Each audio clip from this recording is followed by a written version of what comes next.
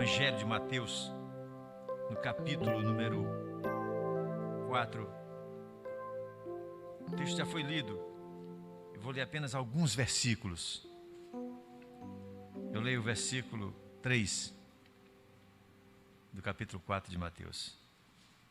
Então o tentador, aproximando-se de Jesus, lhe disse: se és filho de Deus, manda que estas pedras se transformem em pães. O verso 5 diz assim: então o diabo o levou à cidade santa, colocou-o sobre o pináculo do templo e lhe disse: se és filho de Deus, atira-te abaixo, porque está escrito: aos seus anjos ordenará a teu respeito que te guardem, e eles te sustentarão nas suas mãos para que não tropeces em alguma pedra. O verso 8 diz assim: levou-o ainda o diabo a um monte muito alto, mostrou-lhe todos os reinos do mundo e a glória deles, e lhe disse: tudo isto te darei, se prostrado me adorares. Esta é a palavra do Senhor. Os irmãos podem assentar. Nós vamos falar hoje sobre as ofertas que vêm do inferno, as promoções que vêm diretamente do inferno. Talvez você já tenha lido muito esse texto, mas eu quero dar essa conotação. E primeiro, antes de entrar no desenvolvimento do texto, as tentações que Jesus sofreu no deserto mostram a vitória do Filho de Deus, onde os seus tipos anteriores do Antigo Testamento fracassaram. Moisés, por exemplo, fracassou no deserto, quando bateu na rocha para sair dela água. Foi-lhe dito que tocasse a rocha. Ele bateu mais de uma vez em desobediência. Por isso, ele fracassou, porque a rocha, diz a Bíblia, o apóstolo Paulo diz, a rocha era Cristo.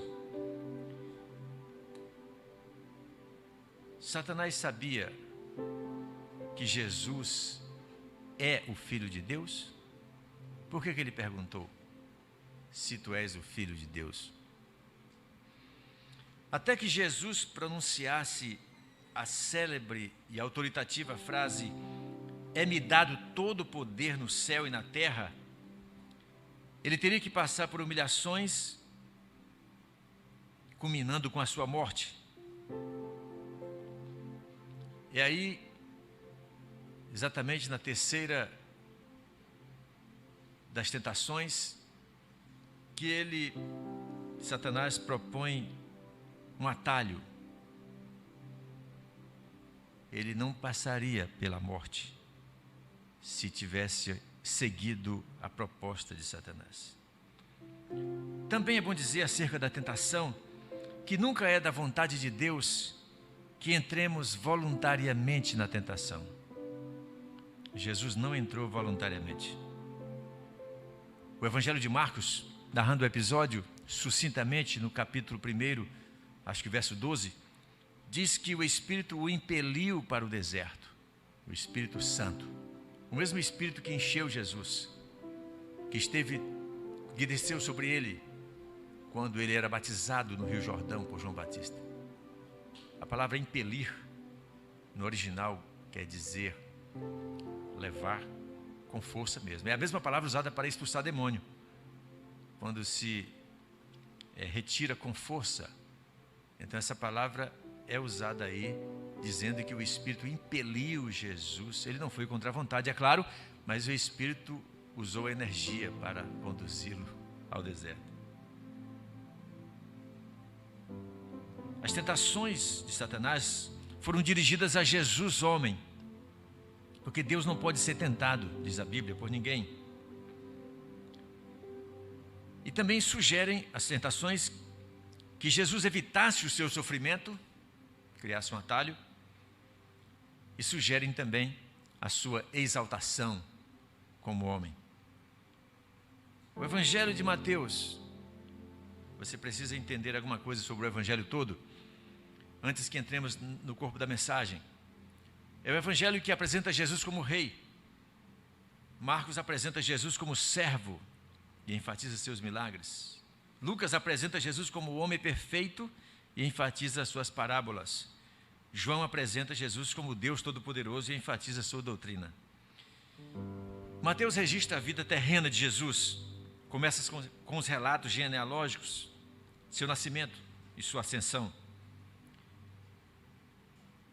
O livro de Mateus é um relatório preparado pelo mestre Mateus, onde os sermões de Cristo são enfatizados. A frase "o reino de Deus" aparece 32 vezes no livro de Mateus, mais do que em qualquer outro lugar da Bíblia.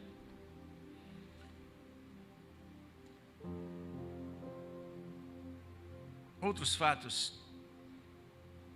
Quem era Mateus? Ele era um cobrador de impostos, a quem Jesus o chamou para ser seu discípulo. O livro foi escrito no ano 65 depois de Cristo, em Jerusalém. Para quem ele foi escrito e para quê? É um relatório especial sobre quem é Jesus para os judeus. Ele é o rei de Israel. Esta é a explicação do livro de Mateus. E o leão da tribo de Judá. Algumas características únicas do livro de Mateus. Os dois mais longos discursos de Jesus, o Sermão da Montanha e o Sermão Escatológico, no capítulo 24 e 25, estão no livro de Mateus. A mais longa série de parábolas é encontrada no capítulo 13. As últimas 3 parábolas do Evangelho estão registradas somente em Mateus, no capítulo 25. Há mais milagres incluídos no seu livro do que nos outros 3 relatos dos Evangelhos. Mateus é o único que relata, é o único evangelho que menciona, por exemplo, a palavra Emanuel, como referência a Jesus, que fala sobre Herodes o Grande, que pronuncia a palavra igreja, em Mateus 16, que usa a palavra gentio com relação aos gentios mesmo, que usa a palavra regeneração, encontrada depois somente no livro de Tito. É o único que usa a palavra, ou melhor, a frase reino dos céus é encontrada 33 vezes, mais do que em qualquer outro livro. Mateus fala mais sobre dinheiro do que qualquer outro livro do Novo Testamento. O título Filho de Davi para Jesus é encontrado 10 vezes mais do que qualquer outro livro dos Evangelhos. Fala mais sobre Pedro do que em outro lugar.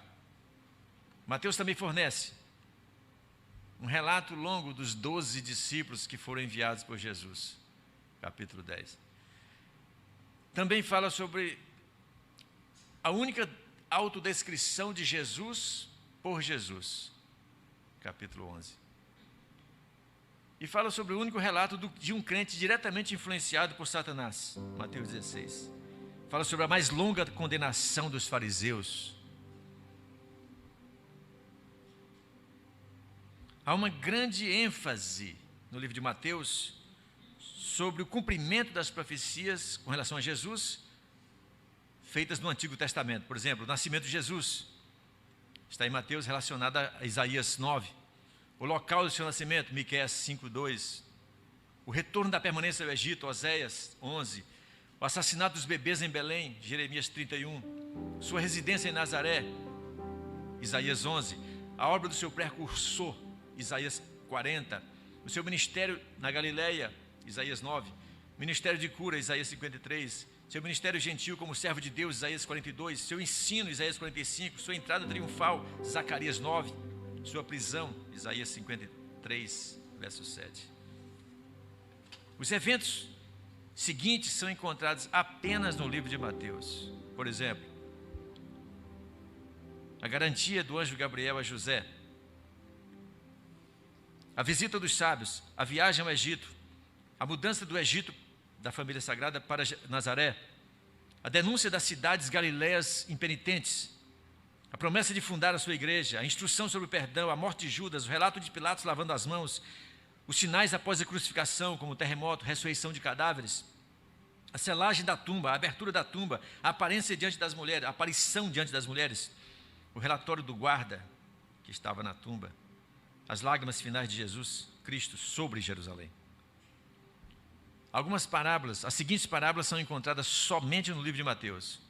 A parábola das duas portas, do fermento da cozinheira, do homem que encontrou uma fortuna em um campo, da pérola de grande valor, da pesca, onde foi feita a separação dos peixes, do homem que buscava tesouro, do perdoado que não perdoou, dos trabalhadores que trabalhavam por dia e por hora, Mateus 20, os dois filhos que mudaram de aldeia, o convidado do casamento sem vestimento nupcial, das virgens, vasos e vigilância, capítulo 25, parábola das virgens, parábola dos talentos e também a parábola das ovelhas e dos bodes.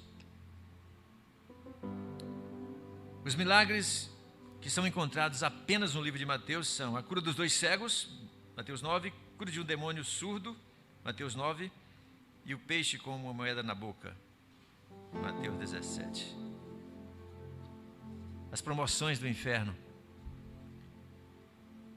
Em primeiro lugar, o inferno nos oferece uma mesa.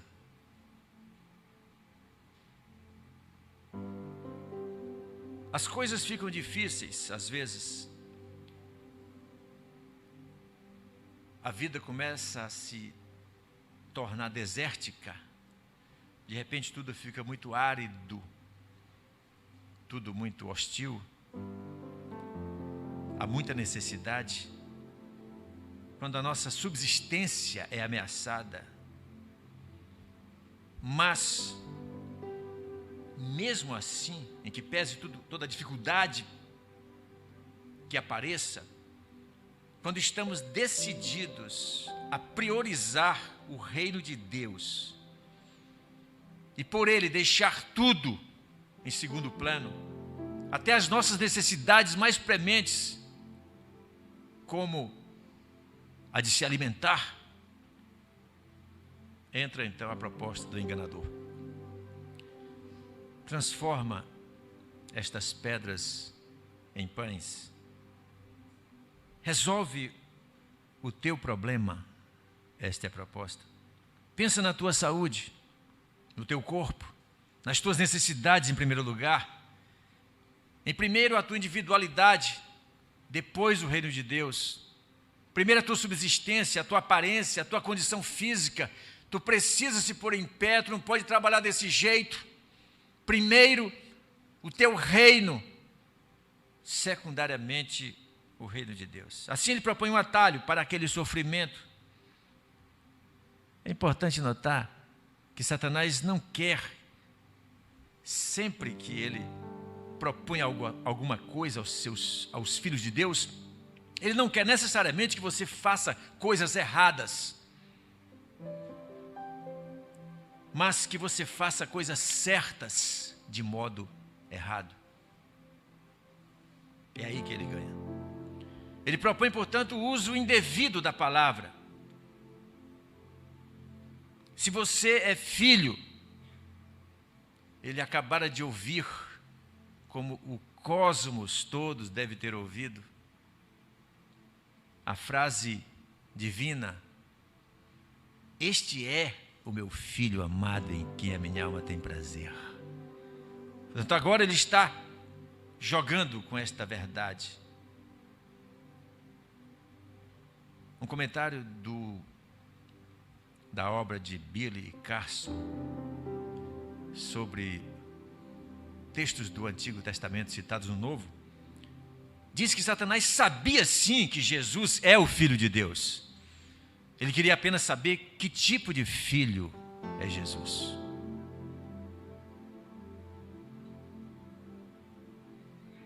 Jesus é contundente. Está escrito: não só de pão vive o homem. Eu não preciso disso para viver, eu preciso da palavra.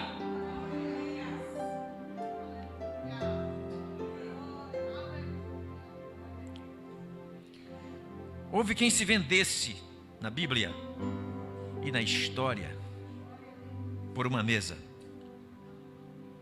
Esaú é um exemplo clássico. Ele disse ao seu irmão, que tinha um prato saboroso de lentilhas, ele disse: eu estou morto de fome.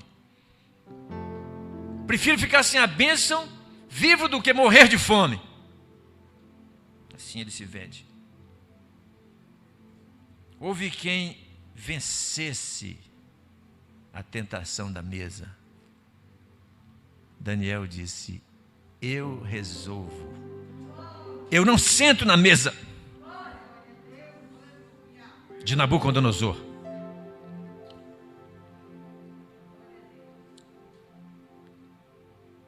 A segunda tentação, a segunda promoção do inferno, eu não vou dizer para você, mas é sim para nós todos. É uma promoção, você aceita se quiser. É um palco. É sempre nos oferecido um palco quando nos propomos a realizar nosso ministério, pequeno que seja, insignificante que seja. Quando nos propomos a realizar o ministério na simplicidade, na dependência de Deus, com renúncia, sem ostentar, na obscuridade, no silêncio, por trás das malhadas, como realizava Davi o seu ministério antes de ser rei. Então, aí sim, o manipulador nos encontra ou nos conduz a um lugar alto, de alguma forma ele sabe muito bem empregar estas coisas. E de um lugar alto ele diz: atira-te, se tu és filho. Atira-te daí abaixo. A altura consta, era semelhante a um prédio de 27 andares. Que além da altura do prédio havia um monte. Então daí a visão até o vale de Cedron dava mais ou menos a altura de um prédio de 27 andares. O que ele queria com isto? Ele disse com isto a Jesus: você precisa, já que está começando o seu ministério e não fez milagre algum ainda, valorizar o seu ministério. Você precisa pôr um espetáculo, uma pitada de mídia, de magia, de pirotecnia, teatro, imagem, som, luzes. Você precisa cuidar da sua vida relacional, porque as pessoas, o público ao redor do templo, vão entender que você é mais do que, não é um pastor comum, não é um ministro de louvor comum, não é um diácono qualquer. O público quer isso, o público quer espetáculo. Novamente, um atalho. O manipulador utiliza-se irresponsavelmente da palavra. Ele cita o Salmo 90. Ele diz: porque está escrito, aos seus anjos ordenará a teu respeito para que te guardem. Interessante que ele edita o Salmo. O Salmo diz: para que te guardem em todos os teus caminhos. Ele cita só e para que te guardem. Ele é mestre em edições da Bíblia. Jesus responde com moral, com poder, com autoridade, com contundência, a mais importante de todas as respostas, porque é uma resposta tirada da palavra do Pai dele. Está escrito, também está escrito. Satanás disse: está escrito, imitando pela primeira vez. Agora ele disse: também está escrito, Jesus: não tentarás o Senhor teu Deus. Não precisa me tentar com altura, com magia, com pirotecnia, com show. Eu desço pelas escadas mesmo. Eu não preciso de elevador. Eu ando com as minhas próprias pernas, desço cada degrau. O retrato da ânsia por um palco na Bíblia está muito ligada à pessoa de Simão, o mago. Está no livro de Atos.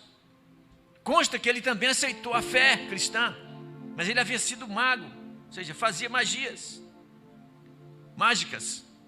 E quando ele vê que ao imporem os discípulos as mãos sobre as pessoas, estas recebiam o Espírito Santo e tinha manifestações espetaculares, então ele disse: vendam-me um pouco desse poder. Ali mesmo ele foi repreendido e amaldiçoado. É assim que muitos se vendem por um palco. O maior homem de todas as pessoas, o maior de todas as pessoas que já nasceu neste planeta, João o Batizador, venceu exatamente esta tentação, a tentação do palco, ao desprezar todos os holofotes do palácio de Herodes. Ele podia ter todas as luzes da ribalta em cima dele, se ele fosse amigo de Herodes, como Herodes pretendia, pois Herodes o respeitava, tinha medo dele, diz a Bíblia.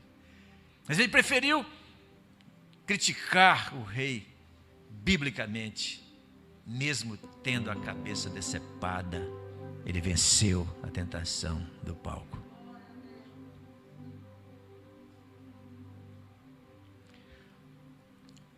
A terceira promoção do inferno é um trono. Quando buscamos poder, essa palavra poder é muito mágica, é muito ampla, é muito genérica, é muito perigosa, é muito subrepetícia, é muito movediça. Quando você pede poder a Deus, só Deus mesmo sabe o que o seu coração está pedindo. Quando buscamos poder para nos sustentar, para viver no poder de Deus, somente no poder de Deus, então aí vem o usurpador. Satanás é o grande usurpador. Agora ele dá a última cartada. Ele não usa mais a conjunção subordinativa causal, se tu és o filho. Não. Ele usa agora a conjunção subordinativa condicional. Você que vai fazer o Enem. Se te ajoelhares, é condicional. Eu te darei tudo isto. Você precisa, Jesus está começando o ministério agora, você precisa ter um comando. Precisa comandar, você vai liderar. Você precisa ter influência política, precisa ter glória, poder, dinheiro, fama, superação das dificuldades, ascensão. E precisa aprender uma nova forma de lidar com um mundo secularizado, que só sabe lidar com as coisas de Deus. Ajoelha-te. Ajoelha-te. Tudo isto nas tuas mãos eu te darei. É verdade que ele tem sim domínio sobre o mundo secularizado, o sistema político, econômico e social está nas mãos dele. É só olhar para os países e os líderes que você tira a conclusão. Isso lhe foi entregue por causa do pecado. O apóstolo Paulo diz no capítulo 8 aos Romanos que a criação está sujeita à vaidade, por causa daquele que a sujeitou. Sujeitou a natureza a Satanás, ou deu na mão dele, por causa do pecado. Estava nas mãos de Adão. Agora, novamente, é um novo atalho. Jesus precisa, para atender a Satanás, o usurpador, rejeitar, agora essa é forte, totalmente o seu título de filiação divina.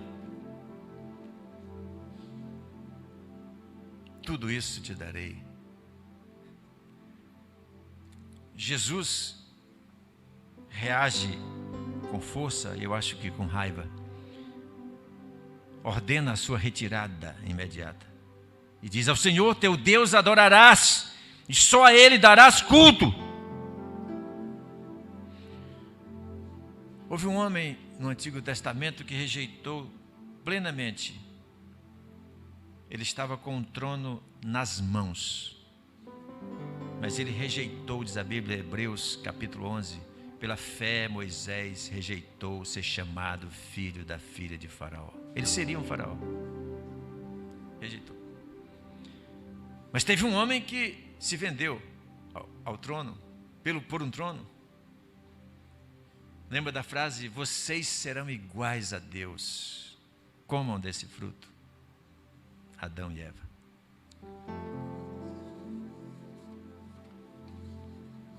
A crise do deserto tem a ver com a subsistência, a nossa subsistência.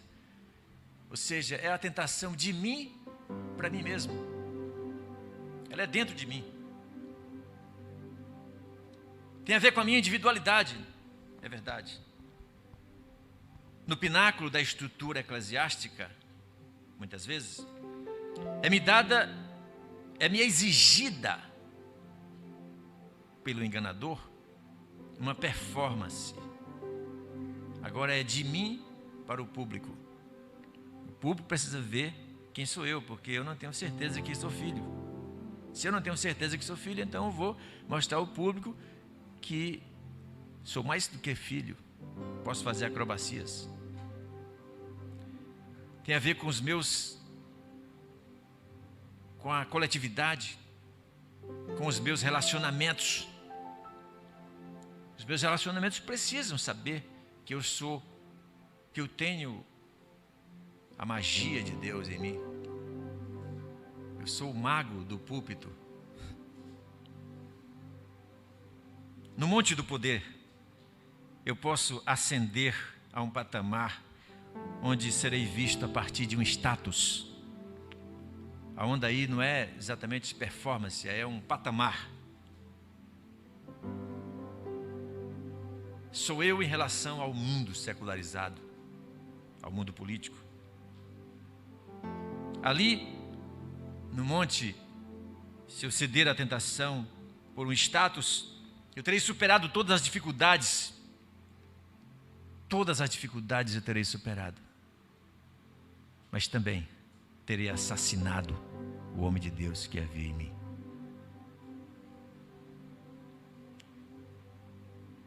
Todas essas dimensões das tentações ditas constituem atalhos da caminhada espiritual que terminam no abismo escuro e na morte.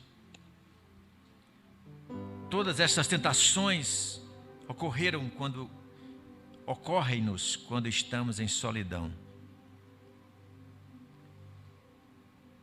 Foi sozinho que Jesus foi tentado.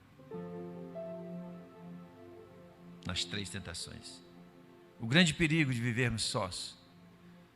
O grande risco de nos desacostumarmos a nos congregarmos.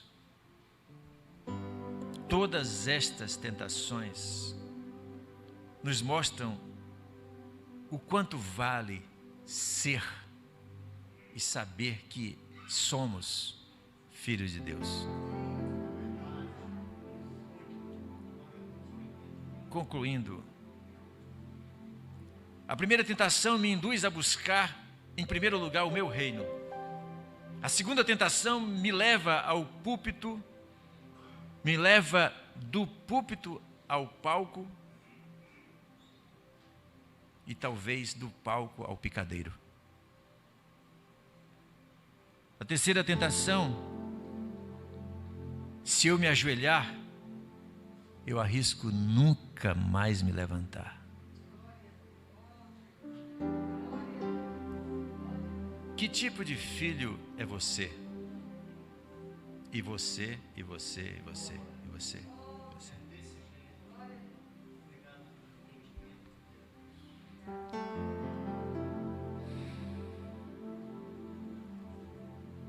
Até onde você é capaz de resistir no deserto, estando no pináculo ou no monte muito muito alto.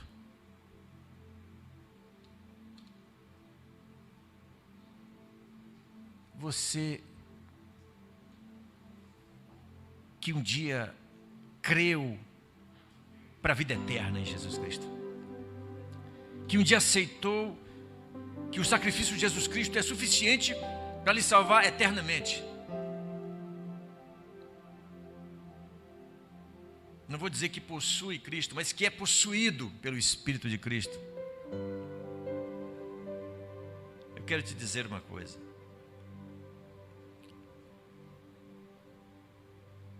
Você, abra bem os olhos, você já tem uma certidão de filiação assinada por Deus.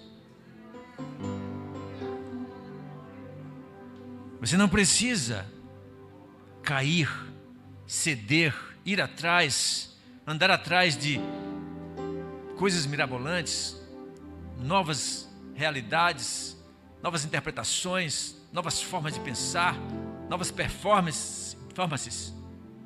Você é filho, você é filha. Está escrito: mas a todos quantos o receberam, deu-lhes o poder de serem feitos filhos de Deus. A saber, os que creem no seu nome. Você crê no nome de Jesus, você é filho.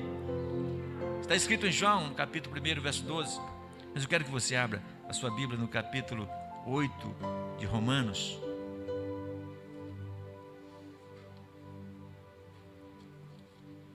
Carta aos Romanos, no capítulo 8, eu quero que você acompanhe esta leitura, que também ratifica o que eu já falei acerca da sua certidão de nascimento espiritual como filho de Deus. Está escrito, capítulo 8 aos Romanos, no versículo 14 em diante, diz assim: pois todos os que são guiados pelo Espírito de Deus são filhos de Deus. Porque não recebestes o espírito de escravidão para viverdes outra vez atemorizados, mas recebestes o espírito de adoção, baseados no qual clamamos Abba, que quer dizer Pai. O próprio Espírito, com letra maiúscula, o Espírito Santo, testifica com o nosso espírito que somos filhos de Deus. Ora, se somos filhos, somos também herdeiros. E se somos herdeiros de Deus, somos co-herdeiros com Cristo. Se com Ele sofrermos também, com Ele seremos glorificados. Esta é a palavra de Deus para você.